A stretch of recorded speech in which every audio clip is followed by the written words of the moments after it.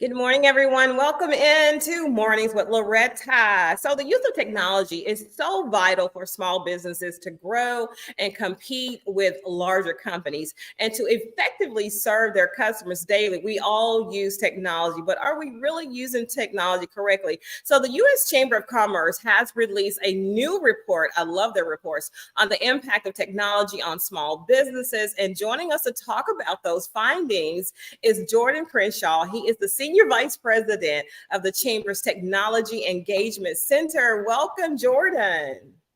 Thank you. I'm just going to jump right in because I have so many questions. So let's get a big picture view.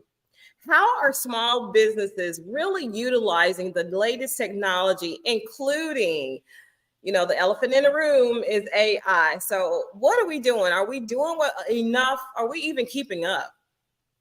Well, 95% of small businesses are using at least one type of tech platform. And that's everything from marketing and promotions to processing sales to communicating with customers or doing accounting and payroll management. If you go to a local farmer's market, you'll see that every vendor is taking some kind of digital payment as we start to go cashless. But as it goes to AI, as you mentioned, what we found was that nearly a quarter of small businesses are already using AI. And that's for things like marketing and creating content. So it's already having a profound impact right now. Okay, will there be any could we be doing something with AI that we shouldn't be doing? Because I know a lot of people are just totally not using it to prompt their imagination and their creativity. They're using exactly what the AI spits out. So do you think at some point that will be regulated for us not to be able to have that information and use it like that? Well, one thing that the chamber did is it put together a bipartisan independent commission to actually study this very question. And what that commission did is it released a report that recommended that we need to have some risk-based regulations to artificial intelligence, not a ban, not a moratorium, not a pause, not a one-size-fits-all approach to regulations. But I think it's important to note that small businesses are worried about losing access to tech. 70% small businesses said that if they lose access to data, it would harm their operations. Mm-hmm. And another set of small businesses, a majority of them actually say that if they have to start complying with out-of-state privacy and tech and AI regulations, it's really going to drive up costs for them. And it's going to be harder for them to navigate that patchwork. So that's why it's just so important that Congress adopt a single national risk-based approach to AI. And Congress really needs to also pass one single national privacy law for the United States. Oh my goodness, that's a whole nother show right there, Jordan. But let me just move on this. So can you tell us about the U.S. Chamber of Commerce, your report that you just finished? How is the impact of tech on small businesses? Is it hurting us or helping us? What did you find? Well, last year, what we found in the version of this report is that small businesses that use tech were actually able to better weather the COVID-19 pandemic challenges. And we're seeing similar trends in this year's report. And what we saw was that small businesses that use multiple types of tech have reported higher sales, higher profits, and are even hiring more. And one current challenge now that's being addressed is inflation. And 70% of small businesses reported that tech helped them cope with inflation and helped them not have to pass costs on the customers. I love it. I love it. So I really love this question right here myself, and I can't wait to hear the answer. So what technologies beside AI are small businesses like the Loretta McNary Show, McNary Media Network, what are we adopting most quickly? Because we still, I think, are on the fence about even using social media. So what about big technology? What are we using? So actually 4 in 5 are using social media. I actually spoke to the owner of one small business who actually did cooking classes on social media to stay relevant and also stay connected to his customers. And what we also have seen too is that nearly half of small businesses are using things like digital payments and point of sale tools to make transactions easier for customers. But taking things back to AI a little bit, what we saw was that there's a 12-point increase for companies using AI versus those that aren't in terms of likelihood of increases in profits. And of those small businesses that aren't using AI now, 39% are actually looking at using it in the future as well. That is so promising for me because I want us to, and technology, of course, you can buy, there's always a free version, there's a less expensive version, and then there's the ones that will wow you and are a little complicated to use. So I'm super excited to know that small businesses are using more technology than just social media and that they are finally engaging on there. So how are these concerns about regulating artificial intelligence, which we already talked about? So do you agree that we should? Do you personally agree? I know maybe as a senior vice president of technology engagement, you're probably saying, yeah, but personally, what does that look and feel like for you if we get it regulated more? Well, I think when you look at how AI can be regulated, there are different risks that have, or uses that could have higher risks, for example. An AI that is used for recommending the next video you watch on YouTube may not have really the same amount of risks as, say, AI that's used in healthcare, for example. So we may need to have some different regulations, depending on the use and risk. And so, as new technology comes out, we're only going to get the benefits of it if people trust it. And that's why if we have the right set of regulations in place, we can establish trust and we can reap the benefits at the same time. I absolutely love that. So can we get a copy of that report? Is it available for us? If you'd like to look at it, it's actually available at uschamber.com. Okay, so that kind of goes right into my last question for you. Oh my goodness, it's over. Where can someone go for more information? And are you feeling confident, even with this inflation, yes or no inflation, confident that small businesses has the tools using technology and common sense and smart and financial experts to manage this season that we're in economically? Yeah, I think in terms of dealing with inflation, small business can really benefit because it does cut down on costs for small businesses versus what they had available even years ago. And I spoke to the owner of a taco shop recently who said that he was able to cut down advertising just because he could use digital media and digital advertising compared to what that would have cost years ago. So the more we can get cost savings for small businesses, the better, and that helps them deal with things like inflation. Okay, so they can visit uschamber.com. Jordan, thank you so much. I really want to see that report. I want you to come back because I just want small businesses to feel comfortable using technology, that it's for everybody. It's not just for, that 3%. It's for any business that needs to use it. It's available for us. And I love that it's available, right? It's not saying that if you're a small business, you can't use the same technology that a FedEx or Nike is using. So thank you, Jordan, for the work you're doing as the Senior Vice President of Technology Engagement. Thank you. Thank you. Hope to see you soon. Bye-bye. All right, thanks. You too. Bye. So Jordan has to go, but let me just tell you a little about Jordan before I bring on my next guest. And we are rolling with some amazing interviews today. I call them conversations. So Jordan Crenshaw serves as Senior Vice President and leads the day-to-day operations at the U.S. Chamber of Commerce Technology Engagement Center. Crenshaw also directly manages the Chamber's privacy work group. And before joining the Chamber, Crenshaw served as an attorney focusing on environmental issues and an analyst of consumer privacy laws. So I'm telling you, he is the man for the job. And we have another great show coming up shortly. And this segment is on how money works. And then after this segment, so don't go anywhere, we're doing 3 back-to-back. And then I'm coming back at noon in about another hour after this show goes off to talk with some superstars of Impact Wrestling. Some of the world champions will be on. So stay with me today for a while. So we're going to talk about how money works. And then we're going to talk about United Health Medicare, because annual enrollment is coming up. And there's still, as long as this has been around, there's still a ton of questions that everybody has for it. And as I get closer to that, right, I want to know more about, Medicare Parts A and B. I've been hearing this for 30 years. I still don't know what it means. And so we're going to talk about that in the segment after this one. But we have financial educator Jacqueline Bryant with Wealthwave, and we're going to talk about how money works.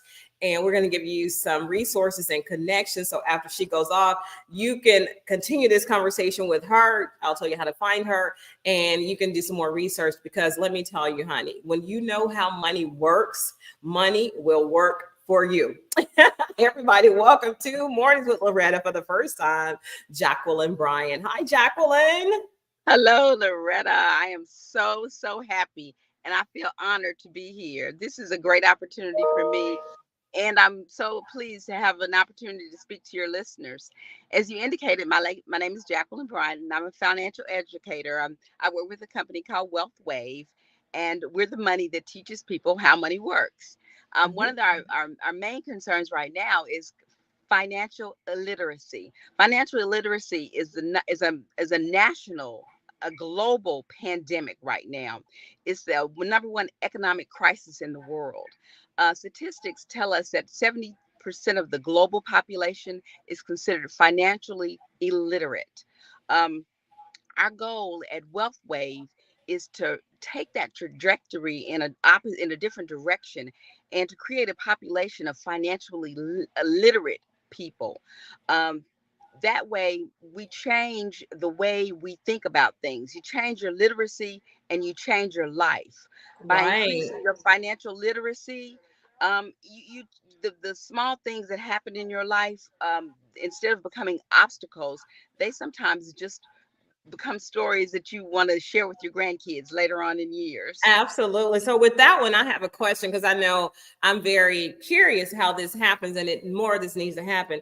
So how do you approach teaching financial literacy to people who never had that conversation? I want to start there, because I know I have all levels of people that are watching the show about how money works and financial literacy. So how do we approach people, and what has been some of the pushback for you when you want to talk to people about how money works, if any? Well, part of the problem is education, and that's one of the things that we do within our WealthWave organization is we educate people on basic principle on how money works. The pushback that you get is people are afraid to discuss it. It's not something that's discussed in the school system. And when you talk to young adults now that have graduated from high school and are now in the workforce, and you ask the question, what is the main if there was something that you were taught in high school, a basic level course, what would it have been that you didn't get? And the one of the most familiar topics is money management, financial concerns, because they don't know how to manage money. They don't have the financial literacy that's necessary to go into the workforce. Right. And unfortunately, not only for children, but for adults, because they weren't, like you said, they weren't taught that at all. And because parents were working jobs, right? I know I was fortunate enough to have a stay-at-home mom who watched TV and listened to informative radio shows that helped her, and she passed it on to us. So I think if we start with children, that's fine. But if we can just do what you're doing, Jackie, and get to adults, get in the spaces where there are, and just talk about, and how do you start that? Do you say, hey, what do you know about money? Or would you like for your money to work for you? Or do you have enough money? It's so many ways to approach it. But I find that people, because they don't know what they don't know, could be challenging, but it is the best conversation we could be having at this time. So what is the best way to approach so we can have this conversation, Jackie? How would you start this? I typically try to make them understand that there are just some basic facts about the American society. You might think that America is leading in financial literacy, but you'd be wrong, because Germany, France, Canada, India, and Spain, financial literacy world. A fact is 44% of Americans don't have enough money to cover something as small as a $400 emergency. 43% of student loan borrowers are not even making their payments. And this is prior to the pandemic. 38% of households in America have credit card debt, and 33% of American adults have zero saved in retirement. So when you put all those things together and you really give thought to it, then that gives you a starting point, because people don't usually take that from the back to the front. When you bring up statistics like that, it makes people listen. And then you have to ask everybody, what are they currently doing for their financial future? If someone is going to give you an opportunity and show you a way to make your money grow faster and smarter, wouldn't you want to try that? Yes, I'm signing There you up. go. Sign me up. And that's what Wealthwave does. We're here to eradicate financial illiteracy and help the majority of the people that are financially illiterate become financially literate. We also encourage people that are in the smaller population that do have financial literacy to join our network and help us educate more people. We have a huge network of folks that have been in this business for a number of years and have a wealth of experience and can get people to help set goals. Yes. The milestones or the goals that we use in order to achieve financial security. What should like a minimal goal, like a 3 to 6 month goal financially? What would you recommend for somebody just getting started and they need to set that first goal that we know can help? It'll be a SMART goal, of course, but that they can accomplish it. What would you recommend? Because I know we like to use our credit cards, and there's nothing wrong with credit card debt. It's good debt as long as you're paying it and you're not drowning in it, right? You use it. If you have the money for it, pay the money. And if you just want to keep your charge, put gas on it. But what is one financial goal that you would recommend a first timer to start financially? Because I think it's just, save $50 a week or something. And then at the end of the month, you got $200. What would you recommend? Well, the way we approach it is just a little bit different, because it's easy to eat an elephant, but you do have to bite it a small bite at a time. That's correct. But one of the things that we start with are the 5 or the 7 money milestones, and they would include financial education. So you need to be educated about how money works. That's what we do.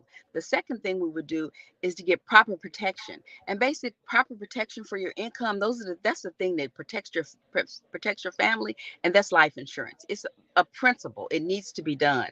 You have an emergency fund, and an emergency fund isn't the kind of money that you use to go buy a gift for somebody that you forgot to buy at the last minute. Yeah, that's not an emergency. That's not a financial emergency. This is true emergency money. And we encourage people to try and have 3 to 6 months worth of emergency funds. And if you do spend it on a true emergency, then you replace it as quickly as you can. Okay. Debt management. You manage those credit cards. You make a list of everything that you owe so that you can see the big picture. Then that can be scary though, Jackie. That is so scary. I had to do that a few times, especially in this season. Jacqueline, you're so knowledgeable and so passionate about this, teaching us how money works. We got to do an entire show on it. We got to do some seminars together. I love your passion and your energy. But thank you for stopping by this morning on your way to do more stuff and to help other people become financially secure and to build wealth for their family. So Jacqueline Bryant, they can find you all over social media. Name your website, and then we'll talk to you. I got to get you back, but this show is really good. But I can be reached at wealthwave.com/Jacqueline Bryant, or on Facebook, JacquelineBryant.com. I'm all over the place. Women in Entrepreneurship, Grass Widow 3. I'm out there. That's right. If you find me, you can find Jacqueline. Jacqueline, thank you so much for stopping by to educate us on how money works. We appreciate you. Thanks so much. Have a great day. Okay, bye-bye. All right, so we're going to keep this show rolling. Our next guest is already here, so I'm super excited about that. And it has just worked out so perfectly today, how everything is rolling and is syncing up. So the Medicare annual enrollment period runs from October 7th through December 15th. And I know, like me, you have seen radio, you've seen commercials, you've heard it on the radio, and you see it because it's so important that people still miss the deadline and they don't know what tips and resources are available. So we have with us Betsy Chin. She is the Vice President of Medicare Advantage at United Healthcare. So welcome, Betsy. How are you? Thank you for having me. I'm doing great. Yeah, so we're just going to jump in there because I want people to understand and to take notes. The Medicare annual enrollment period is almost here and it comes in less than a month. So how do we prepare for that? I just want to jump right in here with these questions because I have so many about this hot topic. So how do we get people ready and to let them understand this huge date and deadline is coming up? That's right. Yes, the Medicare annual enrollment period starts October 15th and runs through December 7th. And this is a critical time of year for anybody who's on Medicare plans, because for most people, it's the one chance they get each year to make a change to their coverage. Okay, so this is the question I hear, and we're not even necessarily when I'm having this conversation about Medicare Parts A and B or Medicare enrollment. Can you tell us what those are and who is eligible to even apply from? I think we need to start so basic because people just don't know. What's the age requirement, and then what are parts, and then what should they have, and what's A and B? And then I have a lot more questions. Yes, let's start with the basics. So people typically qualify for Medicare when they turn 65. Now, in some circumstances, if you've got certain conditions, you may qualify for Medicare before you turn 65. But for most people, age 65 is when you become eligible for Medicare. And like you mentioned, there are many different types of Medicare plans out there. There's original Medicare, which includes parts A and B. Those come directly from the federal government. Part A covers your hospital coverage, and Part B is for outpatient services, things like routine doctor's appointments. And then there's Medicare Advantage, or Part C. Medicare Advantage comes from private insurance companies like United Healthcare, and it combines the benefits of A and B into a single plan, and also often includes Part D, which is prescription drug coverage. And then finally, there's Medicare Supplement plans. Medicare Supplement is also offered by private insurance companies, and it goes alongside original Medicare to pay for things that original Medicare doesn't cover. Many people choose to pair a Medicare Supplement plan with a standalone Part D plan so that they get complete coverage for health and medications. So as you mentioned, a lot to understand, but from the very basics, age 65 is usually when people can qualify, and then there's a lot of choices they can make from there. Whew, that's a lot of choices. And that's why, I know this time that we have today is not going to answer all of your questions, everybody. I'm just going to warn you now, but I am going to ask a ton of questions to her, and we'll make sure you have a link on how to ask more questions and get those answered. So what are the most important things to consider when enrolling in Medicare? Yes, with so many options, it's really important to first look at cost. You want to make sure that you understand if the plan you're enrolling in has a premium or a cost that you would pay every month, as well as things like co-pays and co-insurance on services and for prescription medications that you need. So cost should be your first consideration. Next, you want to look at coverage. Are the doctors and hospitals that you prefer to use covered in your plan's network? And you should also look at the coverage for prescription medications that you need. You want to make sure that they're included on the approved drug list. And then finally, you want to look at extra benefits. Many Medicare Advantage plans, for example, offer extra benefits at no extra cost. And these are things that many people like to keep their health and wellness on track. Things like free fitness memberships or dental, vision, and hearing coverage, even over-the-counter pharmacy coverage for items like vitamins and Band-Aids that you use all the time. So those are really the important considerations look at the cost, the coverage, and those extra benefits that might fit your needs and your lifestyle. Well, this is a lot. We definitely got to have you come back. So what's the difference? Okay, this is a loaded question, and I want to say it slow enough so people understand it's 3 parts. I'm asking her, what is the difference between original Medicare, Medicare Advantage, and Medicare Supplement? And are those different from parts A and B? Yes, so original Medicare is parts A and B. So those are not different. Parts A and B are original Medicare, and those come directly from the federal government when you qualify for Medicare coverage, which again is typically when you turn age 65. Now, that is different than Medicare Advantage. Medicare Advantage combines the parts A and B into a single plan that is offered not directly by the federal government, but instead by private insurance companies like United Healthcare. So Medicare Advantage plans really replaces parts A and B so that you get complete coverage all in one plan, and often includes that drug coverage or Part D right in the same plan. So think it's one single plan for all the parts of Medicare. And then you mentioned Medicare Supplement, which is distinct yet from both original Medicare and Medicare Advantage. So Medicare Supplement is the third option, and that's a plan that you use with original Medicare. So you keep parts A and B, and you might choose to add a Medicare Supplement plan in addition. That will pay for things that original Medicare doesn't pay for. And we often recommend that when people choose a Medicare Supplement plan, that they look at adding a standalone prescription drug plan as well, so that they can get coverage for their medications as well. Okay, that just made me have more questions. Thank God I got a few years before I even need to know. My mom is at that age, so I need to know this for her, because I don't think she has any part of it yet, because we didn't understand it when we got information. So I want to ask you, oh my God, my mind's going everywhere. So if you're 65, like normal, like regular health insurance, you cover your spouse too with what you have. If you're 65 and you have a spouse who's not 65, do they get their own individual plan, or will your Medicare cover them?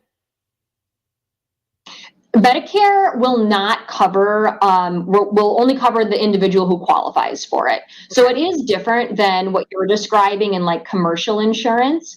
That does not apply in Medicare. So the coverage policy for Medicare just comes for the individual who it qualifies for, which is why you really need to start researching this really ahead of when you turn 65. Yes. And certainly yes, if you're already on Medicare, this time of year, this annual enrollment period is a good time to look at whether you're in the best fit for you, because there are so many options out there. It does work differently than commercial insurance that many of us have while we're working or before we turn 65.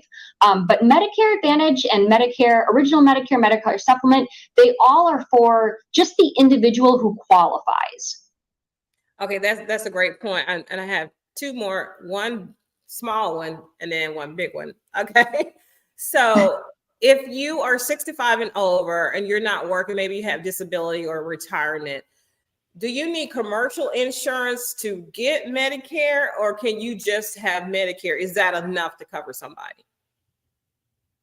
Yeah, typically not. Typically, people just have Medicare, whether they choose to stay on original Medicare, which again is what you would get directly from the federal government once you qualify, or if you get a Medicare Advantage plan or a Medicare Supplement plan. Typically, that is all the insurance that somebody would need, but it's really important to review the coverage of whichever option you choose and make sure that it meets your own personal health goals and meets the needs of any conditions and medications that you may take, any conditions that you have, because everybody's health is different, everybody's budget is different, and there are so many options available that it's really worth spending time knowing what's available to you so that you can get the right coverage. Yes, the best coverage for you, and it's an individual decision is what I love that you all don't make. It's not a one side. Everybody get this whether you need it or not, or you can't have something you actually need. So where can people learn more about Medicare and find the right plan that's just for them? Where can they go?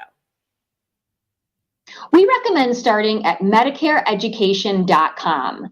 It's a website that's got lots of information about all the things we talked about today, but also includes links to local resources because healthcare is local. You want to make sure that the plan that you choose fits the needs and fits the community that you live in. So again, go to medicareeducation.com to get started.